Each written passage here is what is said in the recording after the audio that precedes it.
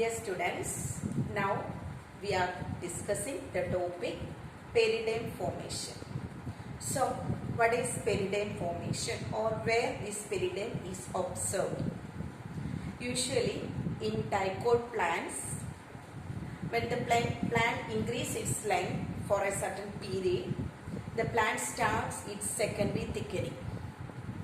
The secondary thickening starts from the stellar region or the vascular region. Students, you already know that vascular bundles contains cambium, and this cambium along with the cambium produced in between two vascular bundles formed secondary forms cambial ring, and this cambial ring that is formed in the stellar region produces cells towards the outside and cells towards the inside, and those cells which are formed inside forms the secondary xylems, and those cells which are formed outside forms secondary phloem. So the cambial ring is meristematic, and because of that meristematic power, that cambial cell can produce cells towards inside and cells towards the outside. As a result of the formation of this large number of cells at the stellar region or at the central region of the stem, what happens? There will exert a pressure, and that pressure may lead to the epidermis, and so that the epidermis may break. Unexpected breaking of the epidermis may cause the entry of microbes into the plant cells, and it may lead into diseases.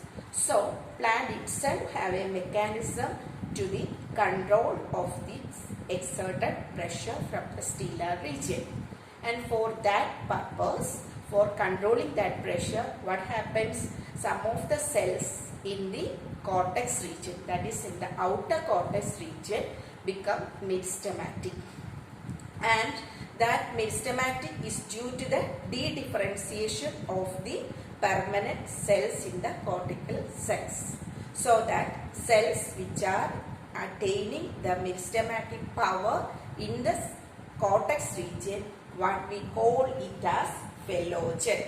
So phellogen is the meristematic region, and the speciality of this phellogen is that it is completely secondary in origin. That means the whole cells of the phellogen is derived later. That is derived later from the cortex cells. We are using the term secondary because completely secondary as the phellogen. Why? Because when we look into the stellar region, we also notice the cambium. And that cambial ring, when we look, we can see that it is partially primary and partially secondary. That means primary region is that region seen in between xylem and phloem, and the secondary region is the region that is seen in between two vascular bundles. So in the stellar region, the cambial ring is half primary and half secondary when compared to the phellogen. What we say, it is completely secondary in origin. You can see the cambium, the phellogen cells is that these thin-walled cells, and these 2 or 3 layers will be formed, and these phellogen will produce, or it will behave as those or that of the behavior of the cambial ring. That means that these cells also cut cells towards the outer region, what we call it as phellum or core, and those seen inside what we call it as phelloderm or secondary cortex. This phellum is the cells you can observe like this, and the shape is like this, and it is thickened. This thickened nature is the characteristics of phellum, and this thickening is due to the presence of suberin. What is the speciality of suberin? It will prevent the exchange of water, or it will prevent the exchange of gases in between the plant and to the outer surface. So it will act as a barrier. And when we look into the phelloderm, we can find out that it is thin-walled cells. Some of the phelloderm may contain chloroplast. That means it can do photosynthesis. That is the difference between these phellogen which produce cells towards the outside and cells towards the inside. So once again, this phellem is also called cork, and this phelloderm is also called the secondary cortex because it is same as that of cortex cell, but the formation is secondary in origin. And these three cells together, what we call it as periderm. So periderm formation is a part of extrastellar secondary thickening. That means extrastellar secondary growth, that is growth which occurs outside the stellar region, and this growth is due to the effect of secondary thickening which starts at the vascular region. And when we look into the periderm or in the outer surface of the stem, we can see that the outer surface is rough, isn't it? Why the roughness is due to the periderm is not smooth. Periderm, there are so many openings, there are so many ruptures we can notice, and that area we can see that openings we call it as lenticels. When we take a section through the lenticel, we can see that the opening which we in the lens shape called the lenticels, and we can see the epidermis is broken due to the pressure from the outer surface, and the epidermis region where the breakage occurs is sealed by the formation of this periderm. So here we can see that these thickened cells as the phellem, and these cells there is loosely arranged round cells we can see.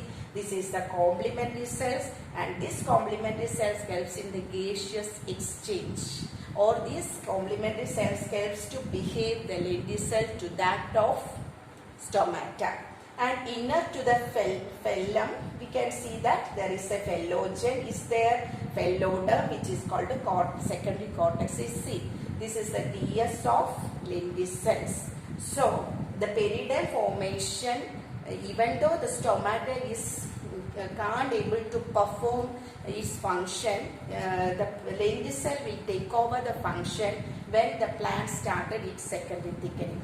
So students, then another term you have to study the bark. The term bark is a region which is seen outside to the cambial ring. Where is cambial ring seen? In the stellar region. So outside the cambial ring means secondary phloem, then comes the primary phloem, then comes the cortex, then comes the secondary cortex, then comes the phellogen, and outer regions from the cambium, vascular cambium forms the bark. So bark is a 2-mark question, may be asked. The phellem or cork may be asked as 1-mark question, phellogen 1-mark question, phelloderm or secondary cortex 1-mark question, and this periderm formation or extrastellar secondary thickening is a 4-mark question, and the lenticel and the structure of lenticel may be also asked as a 2-mark question. So students, you all study well. Thank you.